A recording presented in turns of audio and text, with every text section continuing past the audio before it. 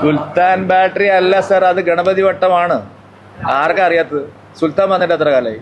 അതിന് മുമ്പ് ആ സ്ഥലം ഉണ്ടായിരുന്നില്ലേ? അതിന് പേരുണ്ടായിരുന്നില്ലേ? അത് ഗണപതി വട്ടമാണ്. അത് ആർക്കാ അറിയാത്തത്? ഞാനത് ആവർത്തിച്ചു എന്ന് മാത്രമേ ഉള്ളൂ. ടിപ്പു സുൽത്താൻ്റെ അധിനിവേശം കഴിഞ്ഞിട്ട് എത്ര കാലമായി? അതിന് മുമ്പ് ഈ നാട്ടിൽ ആൾക്കാരൊന്നും ഉണ്ടായിരുന്നില്ലേ? സ്ഥലനാമങ്ങളൊന്നും ഉണ്ടായിരുന്നില്ലേ? എൻ്റെ ചോദ്യത്തിന് നിങ്ങൾ മറുപടി പറയും. ടിപ്പു സുൽത്താൻ വരുന്നതിന് മുമ്പ് അങ്ങനെ ഒരു സ്ഥലം ഉണ്ടായിരുന്നില്ലേ? ഗണപതി വട്ടം ക്ഷേത്രം ഉണ്ടായിരുന്നില്ലേ?